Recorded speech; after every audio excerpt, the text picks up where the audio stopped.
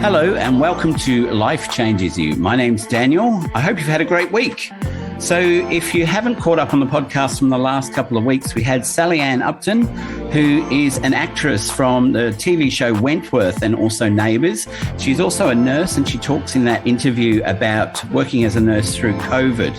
I also had a chat with Sarah Edmondson from Nexium. Well, she's ex-Nexium. She was actually the whistleblower who brought down the cult of Nexium, and that was a really interesting conversation. If you haven't listened to that one yet, I suggest you go back and have a listen to that one. And a couple of weeks ago, we had Lisa from Simply Anxious, who talked about her life with anxiety and the tools she's used to actually be able to improve her life and where she is now. She's actually just written a book which is all about her experience with dealing with anxiety. So today I have another special guest for you. Now, this lady, you might have seen her on the TV if you live in Australia, because she was on The Bachelor Australia. She was also involved in a cult a few years back, but she's now on a journey for a positive future. She's taken up psychology, painting, group fitness, and she's also a speech therapist. It's Ashleigh Freckleton. So hello, Ashleigh. How are you? I'm very well, thank you. Thanks so much for having me today. This is actually my very first podcast, so a little bit nervous, but really happy to be here. Look, you've been on The Bachelor. What could be harder than being on that? This is true. So do you want to tell us a little bit about, well, first of all, I'll tell people how we met. So I had done the podcast with Nexium and I'd put on a post on Instagram and you commented on something. And I think whatever you said was, you know, I'm waiting to be interviewed, or we were going to catch up and have a chat or something like that. And I quickly jumped on and sent you a message and said, hey, would you like to come on the podcast? Because your stuff sounds really interesting. And you said, yeah, of course I would. And that was only a couple of weeks ago. It was, and here we are. Here we are, all set and ready to go. Yeah, so Sarah was the common link there, the common denominator. Yeah, it's amazing, isn't it? Since I've used Instagram, I find lots of people on there that I think are really interesting people to chat with. And also lots of people find me on there. So it's been really great. You know, I'm never running out of guests. It's just trying to prioritise who I think fits in next to the one I've already done. So do you want to tell us a little bit about The Bachelor Australia? Sure, we can jump into that. It was a little while ago now. It was actually this time last year that we were filming it. It feels like a different lifetime in some ways, kind of like with the cult. It kind of feels like it happened a lifetime ago. Yeah. Yeah, people sort of ask me sometimes, why would you do that? And I thought, well, you know, why not? My life's been crazy in plenty of other ways, and who's to say that I wouldn't meet the love of my life on a reality TV show? I mean, it's happened before. Crazier things have happened. Yeah. So I thought I'd see what happened. But also it was a little bit of I never really expected to get on the show when I applied. It was a bit of a game of chicken. You know, I didn't expect to get on, and then I got to the next stage of the casting process and I thought, oh, let's just see how far we can take this. And then next thing you know, I was on the red carpet standing there with Jimmy, and I was like, how did we get here? This wasn't what I thought was going to happen. And also you filmed that during COVID, didn't you? Yeah, we did. So that must have been like tighter security and everything around the event to make sure you didn't go anywhere that you couldn't go. Yeah, it was pretty tight security as well, just to keep it under wraps who the contestants were. You know, we had to be very, very stealth, the masks on, sunglasses, hoods up. You know, we're all wearing big oversized black hoodies if we were ever going anywhere, under the umbrellas in case someone had a drone flying over. But it was everyone, all of the crew had to wear masks, and we had to get COVID tested every week, but we didn't have to wear the masks. Yeah. I mean, it would have been a pretty funny Bachelor if you were all standing there in masks, wouldn't it? Yeah. Yeah. So what was the experience like? Because, I mean, look, I haven't watched it for years, but I remember seeing a few episodes here and there back in the day, and it seems to be quite full on and quite a fast pace. And I guess you never know how many people either the Bachelor or the Bachelorette are actually hooking up with. So it's almost, is it like being in something quite deceitful? Because you never know when the truth is coming. I guess in some ways, yes, but in a lot of ways, no. Because when you go into that situation, you are in a lot of ways prepared for what you're getting yourself into. You know that the odds are stacked against you. You know that there's only one Bachelor and 20-odd Bachelorettes. Oh, is that how many there are? Yeah, there was, I don't know how many were on our season. It might have been 25 or something like Wow. that. And everyone's keeping their cards close to their chest, and it can feel really competitive in some ways, but then they're also forming nice friendships and bonds in other ways. And it is bizarre. And I mean, also, like, I had just come out of a cult that was really, really pushing polyamory. So Right. it wasn't that foreign to me to kind of think about the fact that we were all dating the same guy. Yeah. Even though I was never really comfortable with polyamory in the first instance, it just wasn't for me anyway. I think I'm wired for monogamy, but that's just me. Yep. And also, when you put yourself into that situation, it's definitely fast-paced. But they warned us of that straight from the outset. They said if you don't like early mornings and long days, this probably isn't for you. And you do know going into it that you are going to be isolated from what's going on with you in the world. It does become a bubble, and that's part of the experience. That's the idea of how the relationships grow, by being able to focus only on the Bachelor and only on where you are and being present in that moment, not having your phone, not knowing what's going on outside in the world. I mean, we had no idea what was going on with COVID or anything like that. When I came home, I couldn't believe it. Everyone was out, the pubs were open, our masks were off. It was only short-lived. I mean, we did lockdown after that, but it was like everything had changed in the time that I'd been out, and we had no idea because we were kind of in this self-sealed chamber of focusing exactly on the Bachelor and the Bachelor experience. But that's what lends itself to being such an intense experience. That's why emotions run high. That's why feelings develop. That's part of why it can work. Yeah, it's living in a fishbowl, isn't it? It is, yeah. And I mean, it was intense. And so I know with Big Brother that if something happens to a family member or there's something really bad that goes on in the world, they will let you know. Is it the same sort of thing with The Bachelor?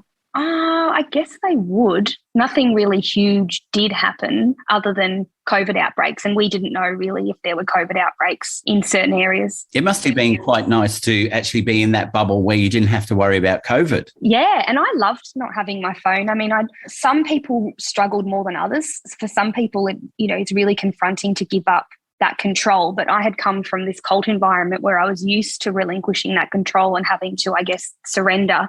And for me, it was kind of relaxing. We had no phones. Our schedule, you never knew what was going to happen ahead of time. So you sort of only knew maybe the night before if you had to be somewhere. You got your schedule the day that it was happening. And for me, I was living this very moment-to-moment existence where I felt really present, and you didn't have to worry about what was going to go or what was happening the next day. You only had to focus on the here and now. You didn't have your phone to check. And I was so present, and I actually really enjoyed it. But whereas other people were tearing their hair out going, oh, they're so controlling, I'd hate not knowing what's going on. And it's like, yeah, I could see how that would be really confronting for others. But for me, I sort of lent into it a little bit, and I enjoyed it. Yeah.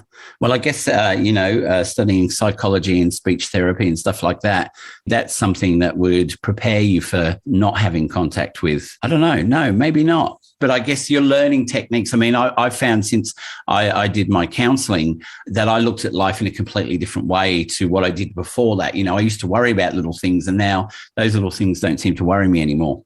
I think it's because I've learned that I don't need to let them worry me. Yeah, you definitely have changes in perspective when you're studying various things, or when you go through trauma or some sort of event that rocks you to your core or rocks your core beliefs. And I really love this concept, if you've heard of it, of post-traumatic growth. No, I haven't. It's a concept in psychology, and it sort of distinguishes between resilience, which is kind of this ability to bounce back in the face of adversity, which is different to this post-traumatic growth where you are not necessarily resilient in this instance because you've been rocked to your core, and it is really hard for you to bounce back from it. But ultimately, you come out on the other side of it in the place of growth. And there's different areas in which you can experience that growth, which I think you develop different appreciation for life. It can improve your relationships with others. You encounter new possibilities. You can encounter personal strength and spiritual change. Right.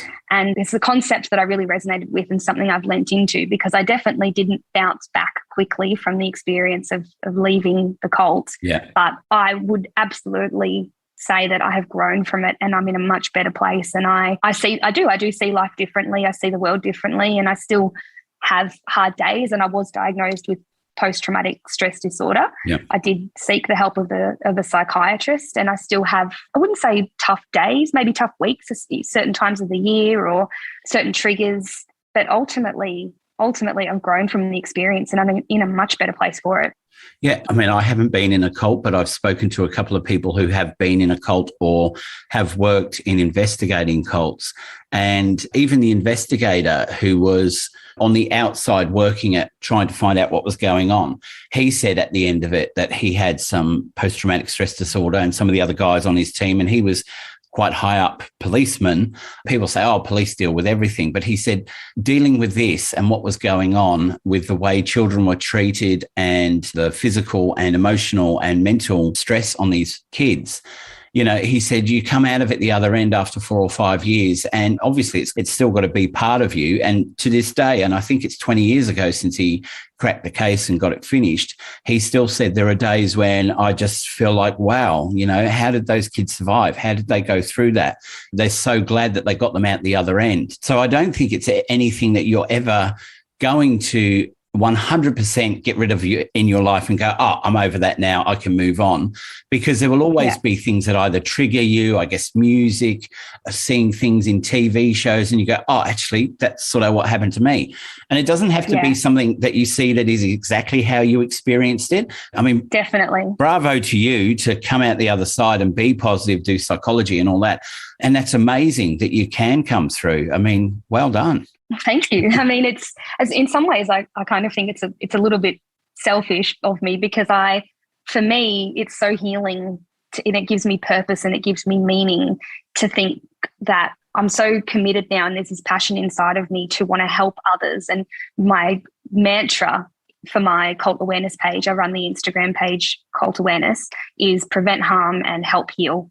And that's what guides me. That's what is driving me towards and through, you know, studying psychology. It can get hard some days, but it's this idea that I want to prevent harm to anybody that I can. If I can stop someone from going through what I experienced, then that's really healing and empowering for me. And if I can help someone heal from the experience or from a similar experience, or help even to pull people out of the experience, there've definitely been people who have managed to leave the school or leave the cult because of encounters that they've had with me. And that for me is so empowering and I guess self-validating. So it's kind of selfish because I'm helping myself by wanting to help others. But you're helping yourself to heal, aren't you? I've been a great believer in, when I was 19, a favourite uncle of mine died of cancer, and he lives in England, I'm in Australia. I was over there on holiday. I saw him when he was really ill with cancer. Then probably 10, 15 years later, my sister had breast cancer and she was dying, and I looked after her. And I sort of felt like seeing him in that way and being with him prepared me for helping with my sister. And then 5 years later, after that, a friend of mine, his mum had cancer, and I was able to go and talk to her about, you know, you don't have to be pushing yourself for these other people. You know, you've got limited time. So it's up to you. You can just think of yourself and not them, because this is what's happening to you. So I think things prepare you for other things. And from what you're doing, it's actually helping you heal for one. It's helping someone else get through what they've gone through. So it's a win-win on both sides. It's not like you're selfish. It's like, you know what you've been through, so you know how to help them. So that's amazing. Yeah, it lends itself to empathy, doesn't it? If you can, it's one thing to say, oh, I understand what you're going through and I'm sorry that happened to you. But it's another thing to say, I really understand what you're going through because it happened to me as well. I've said to a couple of people who have come on the podcast who have said to me, oh, well, you know, I'm not a specialist in anxiety, or I'm not a specialist in depression. And I said, look, there's two ways to look at it. A psychologist, psychiatrist, counsellor can learn everything there is to know about anxiety, depression. If they don't have lived experience, they can only tell you what they can tell you from what they've learned in their textbooks. Whereas if you've got lived experience, you're someone who can be compassionate, empathetic, because you know where they are. You've felt it. You've lived it. And I said, so there's space for both sides, but don't ever say that you're not a specialist, because you are, because you've lived it for 10 years, 20 years. So that's something that you bring, that all these people who have trained in it, yes, they know it all, but they can empathize. I guess it's sympathize, isn't it? Because you've been in that position, so you know how that person's feeling. Yeah, and we all come to a new experience with the whole history and narrative of our lives and our past experiences. So it all builds on top of one thing on top of the other. And to a degree, I had to get to a certain place before I could even be fueled by that passion to want to help others, because that old saying that you can't pour from an empty cup. So you have to support yourself and support your own well-being and get yourself into a good place. And then I think it also too, you would probably be familiar with this when you studied counselling, the different theories of counselling. And I think it's Adlerian, Alfred Adler's premise that once you are in a good place, a sign of you being in a good place is wanting to live in service of others or wanting to help others.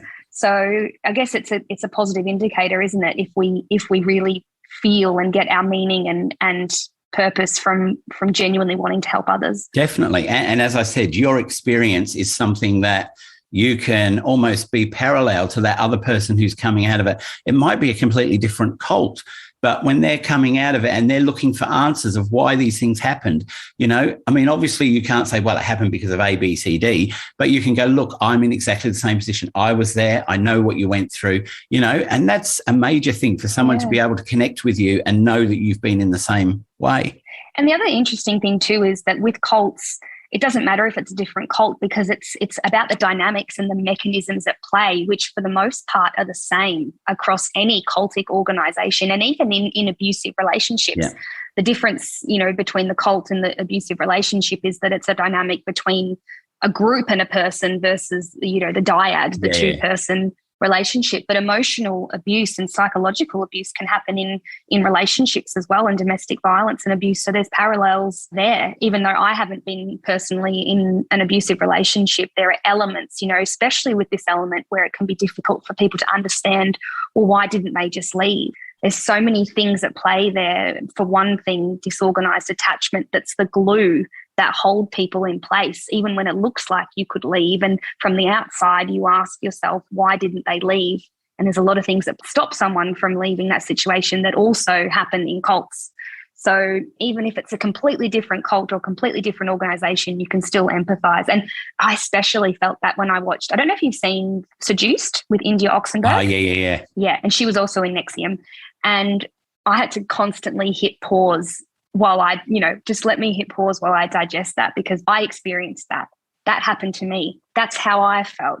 That's how it happened with me as well. And all of these processes and mechanisms that happened with her, which just paralleled my own experiences. And I was so enthralled and moved by that documentary because I could see the mechanisms were the same. I spoke to someone about child predators. They were in America. They run this thing that helps detect pedophiles and people who are looking at child abuse videos and stuff online. And what I sort of thought about cults as well is the way a predator grooms a child in some ways similar to a cult, because you don't actually know it's happening, but it's happening. Exactly. And they can play the long game. You could have been in the cult for 5 years and not even realize. And then all of a sudden you're like thinking, well, what the hell happened? Why am I doing this? Why am I here? What's going on? Because they know how to get in your brain slowly and change the way you're thinking without you actually knowing that that's happening. Exactly. And I actually put a post on my cult awareness page of adult sexual grooming, and the models are pretty similar to the models of child grooming. It's about identifying the target, creating this connection or the bond and building the trust, and identifying and feeling a need in that person, and then maintaining the control, and I definitely missed a few pieces of the puzzle there. But the same things occur when you've got child grooming, very similar mechanisms. Yeah. Yeah, it's amazing, because this woman I was talking to, it's always been something that I wanted to highlight more to people, because I always found the thought of using the words child and pornography together make it almost socially acceptable, because adults watch pornography, child pornography. Oh, what's that? It's just pornography. So I did a campaign on get people to sign up probably 10 years ago saying, look, we need to change it from child pornography to either child rape videos or child molestation videos, so that we get that feeling of pornography out of our head, because pornography almost sounds, it's okay. It's what adults can watch if they want to. And I thought it's very triggering language though, isn't it? I mean, even hearing those words in the same sentence just make me feel really like it's very emotionally loaded language, isn't it? Which one? The molestation and rape? And that's why I want it to be changed, so that people, if someone's looking through online and they're going, I want to look at pornography, and they see child rape video, then they're going to go, oh, I don't want to watch that. But when it says pornography, it's almost an acceptable word. So I want people to realize that that's not what you're going to watch. It's going to be a child being abused and you don't want to watch it. So if we change the way we talk about it, I think that's another thing that's a huge thing going on around the world that we'll probably never be able to stop, but I wish we could. There's so many horrible things going on in the world at the moment that we're powerless to stop, and, it would be nice if we could, for sure. And look, I just wanted to pick up as well, because you were saying about the triggers and stuff around the cult when you're studying. And for those people who haven't studied counselling, psychology, psychiatry, some of the stuff we have to read to write an essay on or write a paper on, if we're studying, say, domestic violence, we might have to read 5, 10 different case studies, and some of them are quite brutal. So that's why Ashleigh would be being triggered, because it's not like you just read, oh, and domestic violence is blah, blah, blah. You actually hear the story of it might be a fake story, but you still have to read a pretty gruesome story about what's happened to a woman, what's happened to a child. And then you have to write a paper on it discussing why this happened and why that happened and what you think could change. So that's why I just wanted people to know that, because some people think, oh, it must be so easy to study psychology, but we do read a lot of stuff that I guess most people would never even read. Yeah. And it can be really triggering, especially language. Language itself can be triggering. And I think you talked too about music as well, and things that you see on television. There's definitely things that can really just in that moment can just make you go, you just freeze and you lock up, because it's been triggering for you, and it's accessed a certain pathway to the brain in a different way to other language or other words, connotations.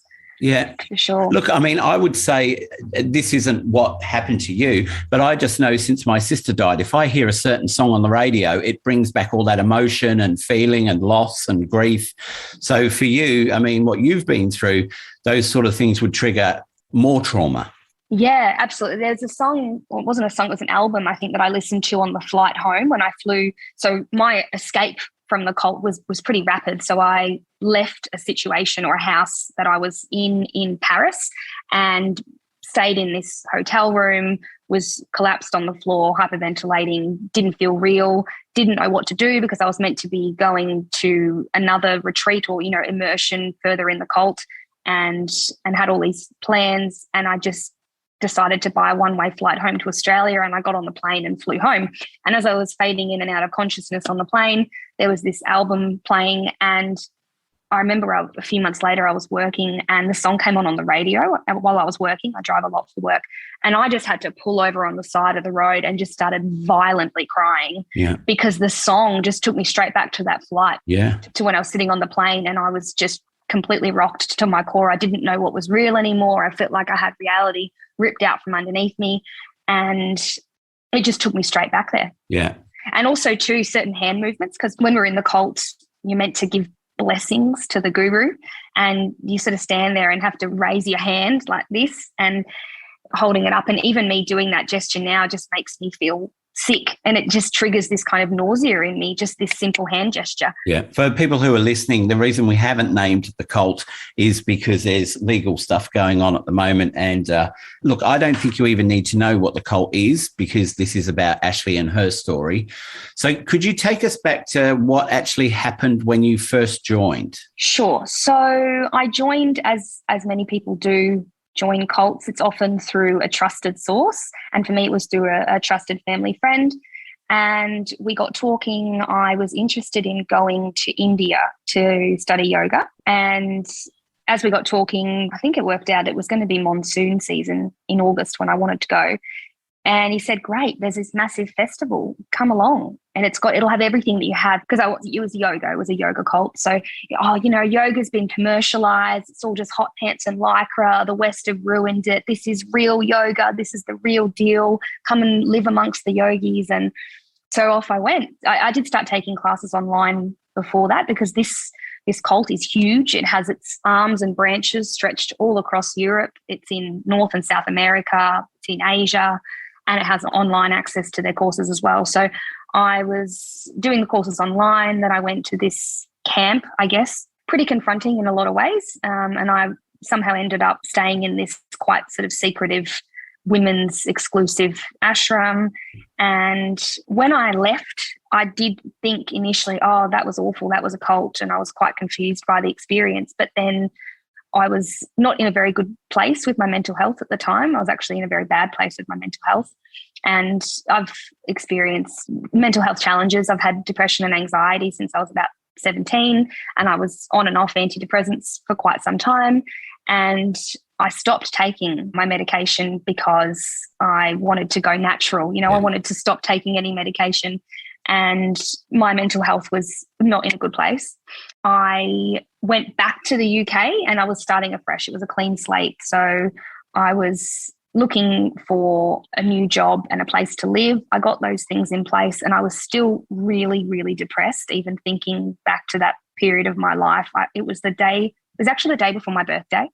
And I remember I have a journal too where I was writing, I don't even want it to be my birthday tomorrow. I can't cope with the thought of getting messages from people tomorrow. I just want to go to sleep. I can't cope. I can't deal. I was distraught, and I was in so much emotional pain.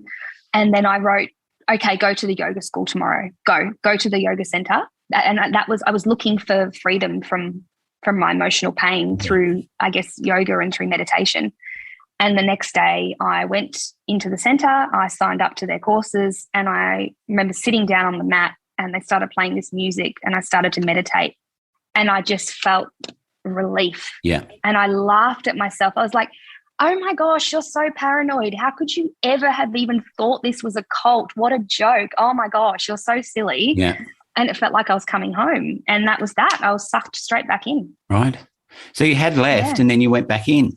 Well, I'd left in the sense that I was going to a camp, and then I was flying back to Australia for my brother's wedding, and then was going to go back to the UK anyway. Yeah. But while when I was back in Australia, I was kind of like, that was a pretty weird experience. There's a lot of weird stuff going on there. I'm not sure how I feel about that. Yeah. And I was pretty apprehensive. I was a little bit traumatized by some of the things that had happened there. And I'd had another conversation with another trusted friend who was also in the cult, being the grounded person that he is, and him sharing some of my reservations, but also remaining and talking about his positive experiences. I was like, okay, maybe I'll give it another go and we'll see. And then when I was in that really bad emotional state, and I went there in that moment of desperation, again, feeling a need, isn't it? It's filling that need for you. Yeah. I got there and I thought, yeah, this is where I'm meant to be. And there was this kind of sense of fate. I felt like this is where I'm supposed to be. These are my people. These people are so open-hearted. They're also on this kind of spiritual journey. They're wanting to live a more connected and fulfilling life. I embraced it and I just threw myself into it, because it was also giving me relief from my anxiety, because they're using universally positive and known to be effective techniques. I mean, there's science that backs mindfulness practices. Yeah. Science also backs meditation and meditative techniques. So it was the school or the cult that was giving me those techniques, and therefore I'm projecting this kind of gratitude onto that source and forming this attachment to the source that's giving me this element of freedom from the pain. Feeling the way you were feeling. Yeah. And the only, when I was feeling really stressed or really depressed or really anxious, it was the yoga and the meditation that I turned to try and help me. And so then I get caught up in this thinking of, well, how could it be bad if they're giving me something that's good? Yeah, when you summed it up before, when you said, you're feeling anxious and depressed, and then you went and had a session at the school and then you started to feel better. I mean, I would say 9 out of 10 people would say to you that if they had mental health issues and then you find anything that can stop that for a while, you're going to gravitate towards it, because there are other people out there who have mental health issues or who drink or take drugs or get in abusive relationships. And you actually chose something that was quite normal. It was something that helped stop that pain from your depression and anxiety. So you're not going to think that that's bad, because, wow, I'm starting to feel better. Exactly. And that's why it's so dangerous, because that's how you form, I guess, disorganized attachments when you're feeling stressed and you start running towards the thing that's actually threatening you. And that's how I found. So eventually, fast forward, and skipping over a lot of things here, but I eventually was, by the technical definition of the word, I was trafficked. So trafficking, there is the element of the act and the means and the purpose. And the act was the recruitment and transportation and harbouring of me to a certain location. The means was through manipulation, deceit, abuse of power and authority, and coercion. And the purpose was, the intent was for sexual exploitation. And ultimately that didn't happen because I escaped, but the intent was still there. So I was trafficked and I was held in a house.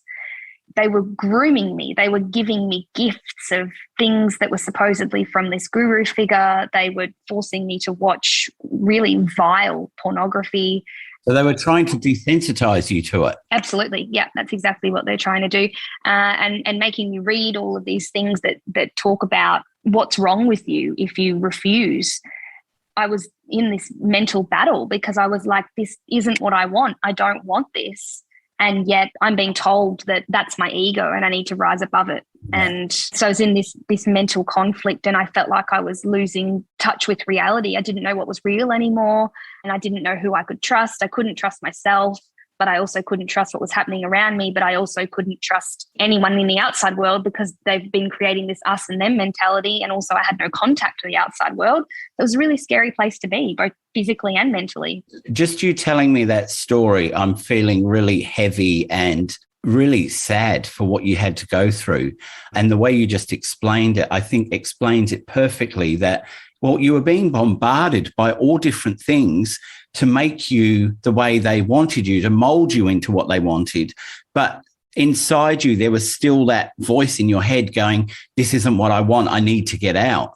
And I mean, I think you were really lucky that you had the strength of that voice in your head, because you talked, I've spoken to other people who just said, I just couldn't take it anymore. It took over me. So for you to be able to push yourself through and escape, I mean, amazing. And if you think that everybody on the outside world is against you, you know, you've also got that fear of, well, if I do run away, are people going to believe me? Are people going to accept me? Am I going to be able to get help? You know, so it's a real mind trip, isn't it? And after I even got out, there were moments where I questioned it and I thought, oh my gosh, did I just run away from my chance at spiritual salvation? You know, I had moments where I was like, oh my gosh, is this really the demons? They said it was the demons. Is this actually the demons? You know, have they got me? Yeah. Am I destined for a life of suffering and negative karma, like they said? Or did I just escape a cult, and is something really, really awful and horrific going on that I've just witnessed and been a part of and subjected to? Both outcomes are terrifying, but I didn't know which one was real. And I also I was writing to myself when I was there in my diary, I was having to write to lucid Ashleigh to make sure, don't let brainwashed Ashleigh do something that you don't want to do. I didn't trust what brainwashed Ashleigh would do. Again, this split, it was like, it was terrifying. In all honesty, it's amazing that you are as you are now. You know, I mean, we talked earlier about you being on The Bachelor, and that's quite a high, I guess, a little bit starry and exciting. And when you hear this story, you sort of think, wow, how far have you come from there to be able to go on a national television show and be the person you are? I mean, that takes great strength, doesn't it, to get through it. And as we said before, I don't think you've recovered. It's going to take you time, but you're getting better. And that still could take you your lifetime. But going from what you've just said, which is such a harrowing experience, I'm so grateful that you found something else that you could go into in your psychology and being a speech pathologist, because you could have been stuck in that, well, what happened to me? Yeah, and there were moments in the initial days where I was really stuck in that, well, why me? Why did this happen? It doesn't make sense. Just overwhelming confusion and pain. But with the growth, the post-traumatic growth out on the other side of it, that's where you do encounter this new level of personal strength and this new appreciation of life and finding new avenues and new passions. For me, I think part of going on The Bachelor and also taking up new interests and new hobbies is to overcome limiting beliefs about myself and to show myself that if you want to try something, you can do it. And if something scares you, maybe you should do it. Maybe just go and have a go. Or if you think that maybe you can't do something, maybe you should. It was actually my counsellor I got when I first sought counselling, which was when I first started to talk about what had happened to me. it was during our final session, because I was actually going to go and study counselling, because I thought, no, I couldn't become a psychologist. It's too much work. I wouldn't be able to do that. It'd be too hard. And she planted the seed, and I rolled with it. She said, well, why not? Why couldn't you? Yeah. You're smart. Why don't you go the whole way? If you want to become a psychologist, you can. Why don't you? And I was like, oh, maybe I will. Why don't I? Yeah. And I was like, why don't I? Yeah. Okay, I'm just going to do it. And even if I don't end up making it all the way to the ridiculously long road that it's going to take for me to become a psychologist, at least I've tried. Yeah. And, that saying, if not now, when? Just do it now and just see. And I've been living in that way. And then it's opened me up to these opportunities and experiences that I wouldn't have thought possible, like ending up on The Bachelor or becoming a group exercise leader or painting, and it makes me feel great. It's giving me new possibilities in life, which is another one of those dimensions of post-traumatic growth. And I think how you've just spoken then is really, really good, because talking about limiting beliefs, and there's lots of us out there, even myself, and probably still even you, you think about something you want to do and you think, oh, I won't really be able to do that. And you talk yourself out of it. Now, for someone who's been through what you've been through to be able to change and go, all right, well, I will give it a go. I'll have a crack at that. So anyone listening who's just sitting there going, oh, I don't know if I should do that, Ashleigh has been through so much more than what you'll probably ever go through, and she's making those steps forward. So that takes courage, because, you were almost broken down to nothing and you've had to rebuild yourself back up. I would say that would be a hard place to start off from again. It's hard, but it's not impossible. No, and you're showing us that. Yeah, but I was lucky as well. I'm really, really grateful to the foundations that I had in my upbringing. I came from a good family, a loving family, and I have an education that allows me to have stable and secure job that I enjoy. So there's a lot of things that were in place that have allowed me to get to such a good place in the end. Yeah. And I know that for some people, they haven't been as fortunate. So I'm really lucky that I've had that as well. And that's really helped me get to that place. Yeah. Oh, it's amazing that you've been through all that. Do you want to talk about what your plans are for the future then now? Sure. My plans for the future they're broad. They're not too rigid, because I think sometimes when we make a plan for ourselves, we might make that plan a little bit smaller than what's actually possible, And so I don't want to limit myself with my own plans or goals, because maybe I've got potential to achieve something even greater. But the loose plan is to finish the pathway to becoming a psychologist, which is no short path. It'll take several years. Yeah. I'd love to be working as a psychologist, particularly in counselling, psychology and talk therapy. I'd love to be working directly with people and having the opportunity to help in a really direct way. And I'd also really like to be raising awareness of cults and cult dynamics. I'm not sure how that's going to look or how I'm going to achieve that, but I want to be putting my energy into the cult awareness page and to networks that will help me to raise awareness and get the message out there in a bigger way. Would love to continue working in speech pathology and sort of merge, because there's definitely grey areas that start to kind of merge over between speech pathology and psychology. Yeah.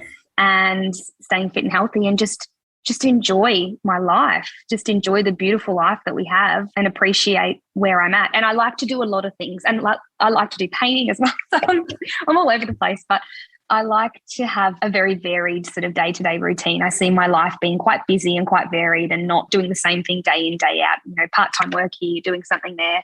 And that's my plan. It's sounding pretty loose, isn't it? It's not very solid, but that's fine. Yeah, but if we tie it all together, and as you said, with your speech pathology and psychology meshed together, that gives you a different view and way to treat people. That there's not a lot of people who merge those two different professions. Then also you want to do your page, which is called Cult Awareness, with your psychology background. That works really well on there. I think people who have got a lived experience are just as important as people who have learnt the experience. You'll have learnt experience and your own experience, which when you mesh that together, I know a couple of psychologists, one who has been through domestic violence and now she's a psychologist. And the way she works is so different to any other psychologist I've met because she's got the combination of both. And that's where you will excel, because coming from what you've been through, learning what you need to know about psychology and doing speech pathology, they all mesh in well together. You know, I never really thought back in the day when I was doing disability, because I've been in disability 30 years, and then I started my counselling training. When I started doing counselling, I thought, oh yeah, I'll be a counsellor and I'll sit in a chair and I'll talk to people. I tried that a few times. I didn't like it. I didn't want to sit and just talk to one person.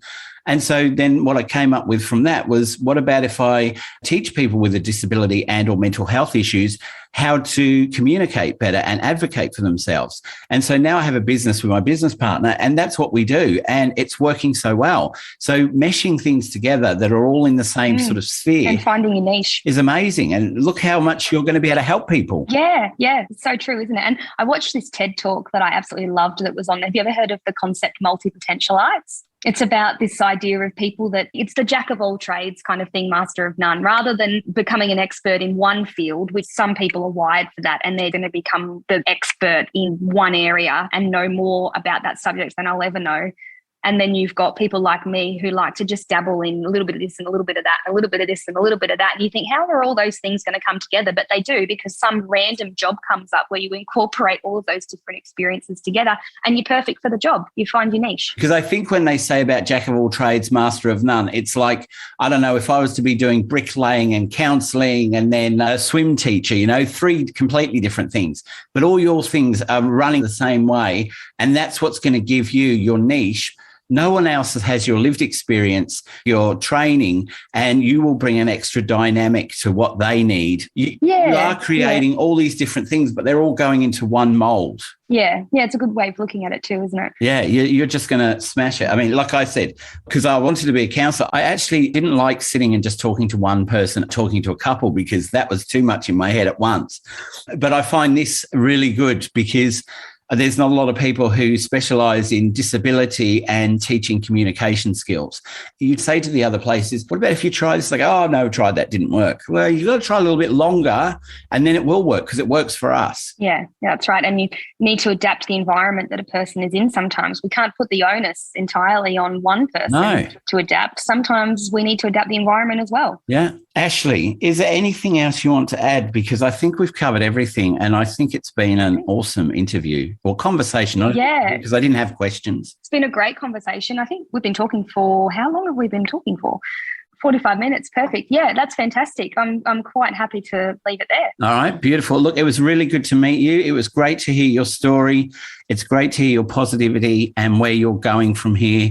You know, I mean, I still wish you luck for the future because, as you say, triggers come back and, you know, then you have to process that again. And I can't say how I would feel because I haven't lived your experience, but my heart does go out to you, that what you've been through. And I hope that you continue to improve and grow and get to a place where, well, everything seems to be going quite well for you at the moment, which is great news. Yeah, thank you so much. I really appreciate that. So it wasn't so bad, was it, for your first podcast? No, it was great. I had a great time. All right. Well, thank you so much. Look, let's speak down the track sometime. Perfect. Sounds good. All right. Thank you. Good. Thanks so much, Daniel. Bye-bye. Well, that was another episode of Life Changes You. If you want to contact us, we're available on Facebook, Twitter and Instagram. And we also have a website, lifechangesyou.com.au. So until next time, take care of each other and thanks for listening.